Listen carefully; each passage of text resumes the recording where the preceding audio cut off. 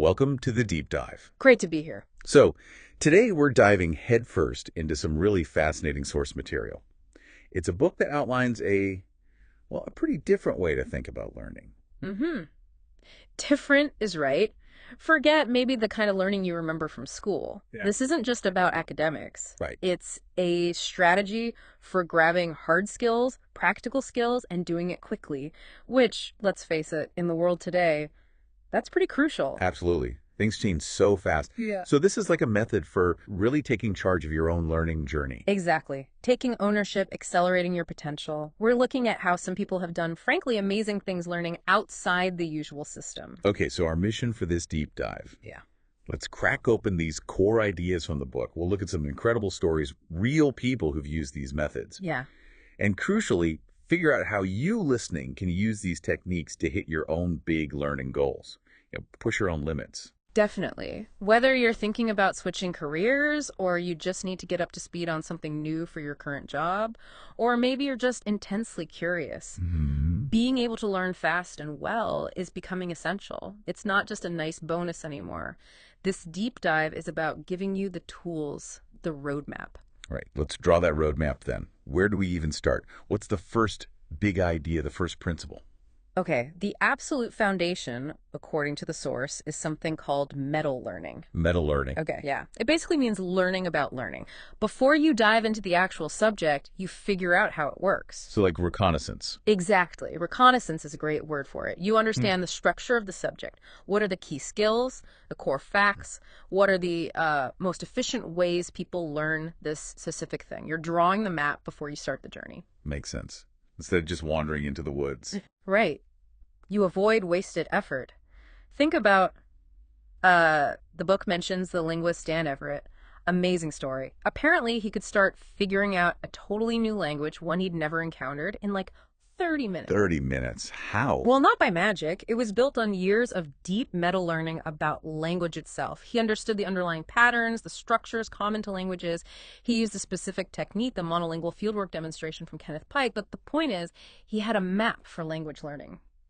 You see a bit of this idea in the movie Arrival, actually. Okay. So he knew what questions to ask, what structures to look for. Precisely. The source boils meta-learning down to asking yourself three key questions up front. First, why? The motivation. Yeah. What's driving you? Is it instrumental, like you need this skill for a job or a specific outcome? The book mentions Diana Feisenfeld needing statistics as her librarian role changed. Practical necessity. Or is it intrinsic, you just genuinely want to know it? Maybe you just love the idea of speaking French. Knowing that why helps you prioritize and honestly helps you push through when it gets hard. Got it. Nail down the why. What's question two? Question two is what? What exactly do you need to learn? What are the core concepts, the essential facts, the key procedures or skills you absolutely must get a handle on? So breaking it down. Yeah, breaking it down so you see the different parts, the challenges, the main landmarks on your map. Okay. Why, what, and the third? And third is how. How are you actually going to learn this? What resources, books, courses, mentors, websites? What kind of environment works best for you? What methods will you use? Flashcards, practice projects. So being really intentional about the approach? Super intentional, making smart choices here based on your why and what makes a huge difference in how fast and effectively you learn. Okay, that's a solid foundation. Why, what, how? Map it out first. Yeah. So you've got your map. Now what? How do you actually, start the trek? Right. Map in hand, the next principle is focus. Developing the ability to concentrate deeply. Focus. The eternal struggle in the age of distraction. Tell me about it. And the book makes a key point. This isn't just for people with tons of free time. It's maybe even more important if your time is tight. Deep focus lets you get quality work done in shorter, intense bursts. That's encouraging because, the feeling of information overload, constant pings, it's real. This tackles that head on. It does. And the good news is focus is like a muscle. You can train it. The source suggests starting really small if you need to. Like, can you focus for just 30 seconds without glancing away? Oh, 30 seconds. Okay. Yeah. Build from there. Every time you resist that urge to switch tasks or check your phone, you're strengthening that focus muscle. It might feel frustrating at first, tackling something hard, but stick with it. And that frustration can actually turn into like genuine curiosity. Flow. The book mentioned Mary Somerville, right? Yeah. And scientist. She did incredible work despite having a really busy life. Exactly. She didn't need a monastery. She just carved out intentional, focused time, made space for it. It's about being deliberate. Okay, so you've got your map, you've sharpened your focus. Yep. Where do you point that focus? That leads straight to principle 3, directness. Directness. Sounds straightforward. It really is. The core idea is learn by doing the actual thing you want to learn. Practice the skill in a situation as close as possible to where you'll actually use it. So, no substitutes. Right. Avoid easier, less relevant tasks that feel like learning but aren't the real deal. If you want to learn public speaking, reading books about it helps, but you have to actually speak in front of people. Get in the water, like you said about swimming. Exactly. The book has this powerful story about Vital Jeswal, an architecture grad right around the 2007 crash. Tough time to find a job. Oh, yeah. His degree taught him lots of theory, design principles, good stuff, but not what firms desperately needed then. They needed people who could use specific software like Revit to create actual construction documents, practical skills. So his resume wasn't hitting the mark. Nope. Sending out more resumes based on theory wasn't working. So what did he do? He got a low-paying job in a print shop. Why? So he could look at real architectural blueprints all day long, see how they were actually made. Smart. Immersion. Yeah. Then he taught himself Revit online, the specific software needed. And he built a portfolio that only showcased practical technical skills using that software. He made a detailed model of a building. Showed them exactly what they were looking for. Directly. He stopped trying to sell the theory and just demonstrated the practical skill. He sent that specific portfolio to just 2 firms. Got job offers from both immediately. Wow, it drives the point home, doesn't it? He went straight for the target. Totally. And it highlights this thing the book calls the problem of transfer. Problem of transfer. Yeah, it's a known issue in education. Often what you learn in one place, like a classroom, doesn't automatically transfer or apply to another context, like a job or the real world. Right, like knowing vocabulary words versus actually having a conversation. Exactly. Robert Haskell, mentioned in the source, even called this failure to transfer an educational scandal. Directness is the counterattack. It forces your learning practice to be immediately relevant to how you'll use the skill. So, learn a language, speak it, learn coding, write code, make the practice match the goal. You got it. Now, while direct practice is key, just doing the whole thing over and over isn't always the most efficient way to improve, especially if you're stuck on one part. Okay. That's where principle 4 comes in. Drill. Drill. Like focus practice on a tiny piece. Exactly. You identify your weakest spots, the bottlenecks slowing you down, and you just hammer away at those specific things.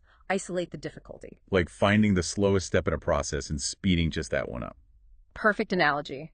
The book uses Benjamin Franklin as a great example for writing. He didn't just write more essays. He figured out his weak points, maybe argument structure or persuasive language. Then he created specific drills. He'd read something good, jot down the key ideas, then try to reconstruct the whole piece from his notes, focusing on the flow and structure. He'd rewrite things in different styles. Targeted practice. So he wasn't just practicing writing, he was practicing fixing his specific writing problems. Yes, and the source shows how directness and drill work together. It's not either, it's the direct then drill method. Okay, how does that work? Simple, really. 1, start with direct practice. Do the whole skill, write the essay, have the conversation, play the whole piece of music. Right, the real thing. 2, analyze. Where did you struggle? What felt awkward or slow? Identify those bottlenecks. Find the weak links. 3, design and use targeted drills. Create exercises just for those weak spots. Practice that one difficult chord change. Drill that specific grammar rule. Outline complex arguments repeatedly. Isolate and conquer. And 4, go back to direct practice. Integrate what you improved. See if the whole thing feels smoother. Test it out. It's a cycle. Direct, analyze, drill, integrate, repeat. Exactly. And there are different drill techniques the book mentions, like time-slicing musicians do this all the time, just playing one tough measure over and over. Or focusing on cognitive components, like drilling just the tones in Mandarin. Or the copycat method, like Franklin copying styles, or Van Gogh copying master paintings to learn specific techniques. So you need to be honest about what's holding you back, and then disciplined enough to work on that, even if it's not the fun part. That's often the hardest part, yeah. Which leads nicely into the next idea. You're practicing, you're drilling. How do you know if it's working? And how do you make it stick? Good question. That brings us to principle 5, retrieval. This one's really interesting. It's about using testing not just to measure learning, but as a way to actively create and strengthen memory. So testing is learning. In a way, yes. The act of forcing yourself to recall information, pull it out of your brain instead of just passively looking at it again. That's incredibly powerful for making it stick. Ah, the classic advice. Yeah. Close the book and try to explain it. Don't just reread. Exactly that. Think about Roger Craig, the Jeopardy champion mentioned in the source. Huge winnings. He didn't just absorb facts like a sponge. His training was intense retrieval practice. How so? He downloaded massive databases of old Jeopardy questions and answers and constantly drilled himself on retrieving the facts under pressure. He even used spaced repetition software like Anki, which schedules reviews at optimal times to fight forgetting. He was training his recall muscle. So it wasn't just knowing it, it was being able to access it instantly. Precisely. And research backs this up. It's called the testing effect. Trying to remember something strengthens the memory far more than just reviewing it. There's even a weird forward testing effect. Trying to answer questions about stuff you haven't even learned yet can somehow prime your brain to learn it better when you do encounter it. Huh. That's counterintuitive. It is. Now, obviously, you can't retrieve everything. The book makes a good point. Yeah. You need to prioritize. Focus your retrieval practice on the most important stuff for your goals, the core principles. Okay, so test yourself constantly to solidify learning. But testing means making mistakes. You're going to get things wrong. How do you handle that? Excellent point. Leads directly to Principle 6, feedback. Learning to take criticism, use it constructively, and not let your ego get totally bruised. That's crucial. Yeah, easier said than done sometimes. Definitely. But think about learning almost anything practical. A sport, a musical instrument, a craft. You need someone to tell you what you're doing wrong, or you'll just keep doing it wrong. A coach, a teacher, even just an honest friend. Right. The book uses the comedian Chris Rock as an example. Oh, yeah. How so? He doesn't just write jokes and then do a big special. He constantly tests new material in small comedy clubs. He embraces the awkwardness, the silence when a joke bombs. He's seeking the negative feedback. He's seeking honest feedback. He uses the audience's reaction, the laughs, the groans, the silence to figure out what works and what doesn't.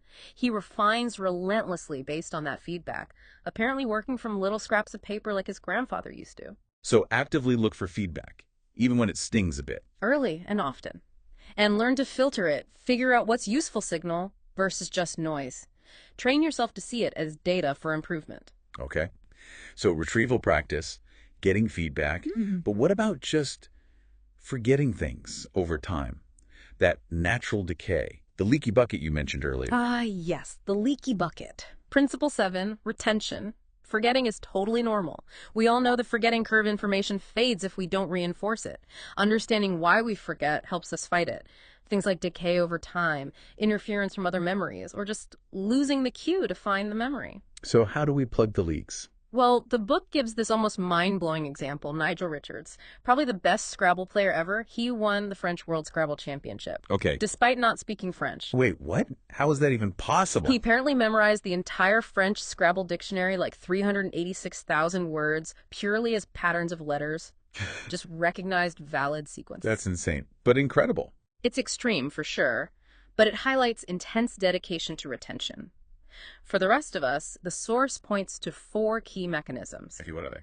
First, spacing. Don't cram. Spreading your learning out over time is way better for long-term memory than shoving it all in at once. The author even did this himself, taking multiple MIT courses at the same time rather than one after the other. SRS software helps automate this. Makes sense. Little and often beats one massive session. Second, proceduralization. Turning knowledge into an automatic skill through practice, like typing or riding a bike. You don't have to consciously think through every step anymore.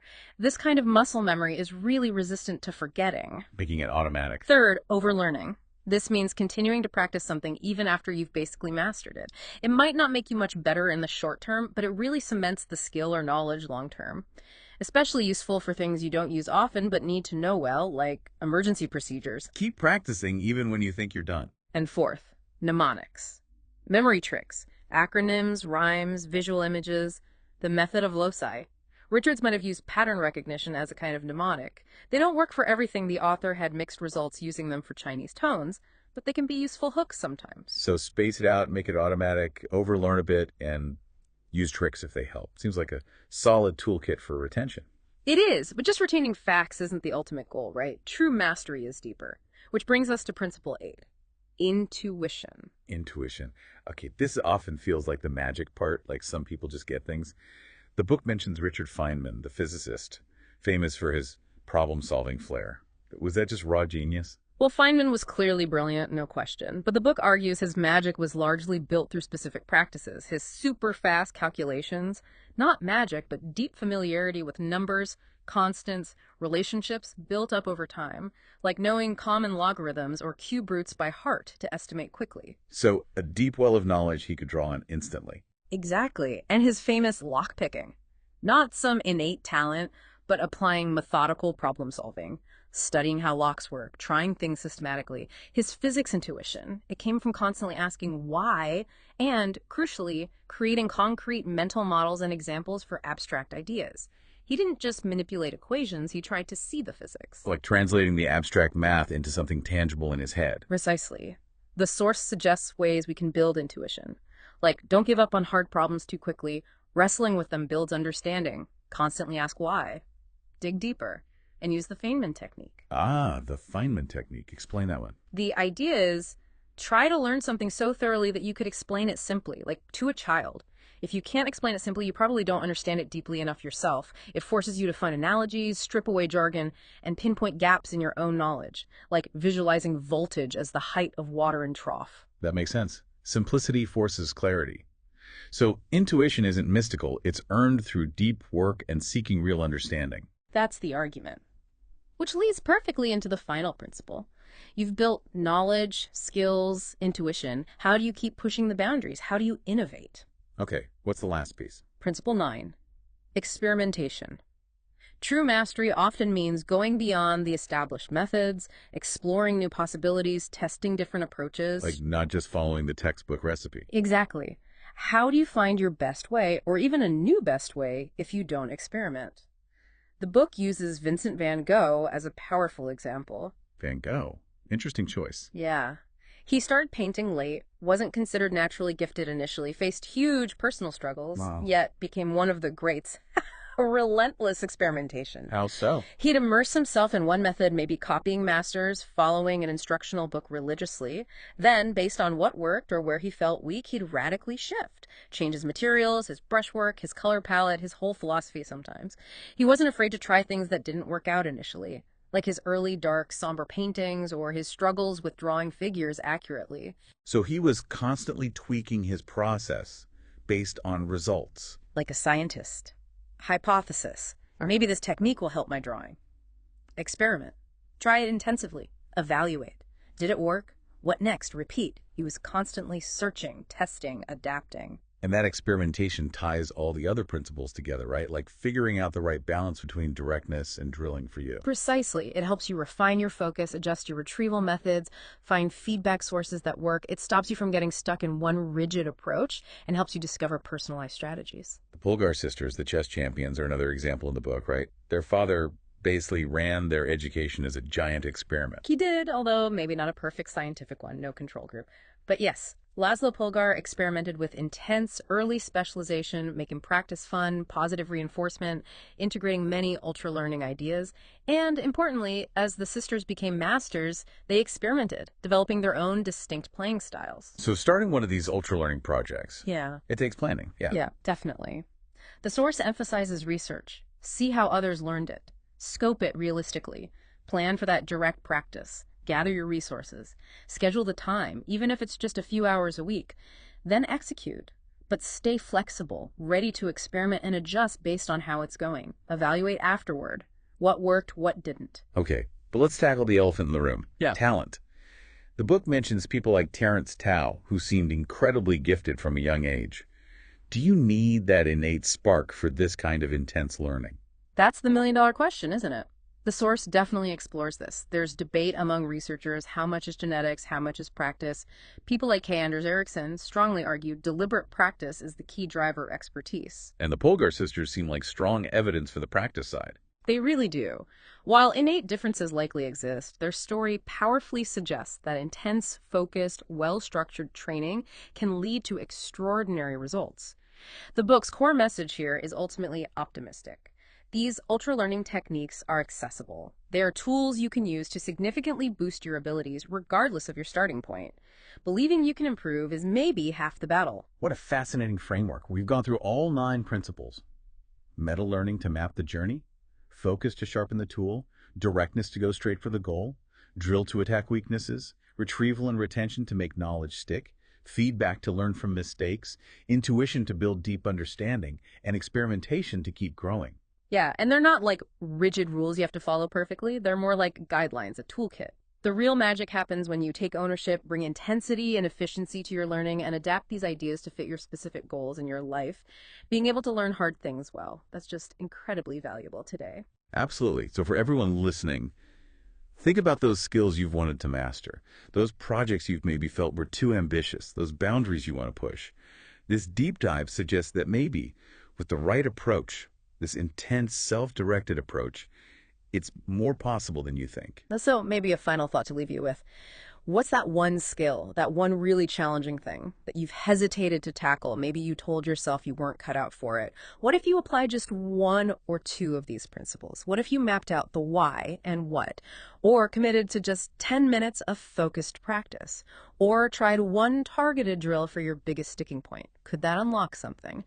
What could you actually achieve if you really committed to learning it effectively? A powerful question to ponder. Thanks for joining us for this deep dive on the deep dive. We hope it sparks some ambitious learning projects for you.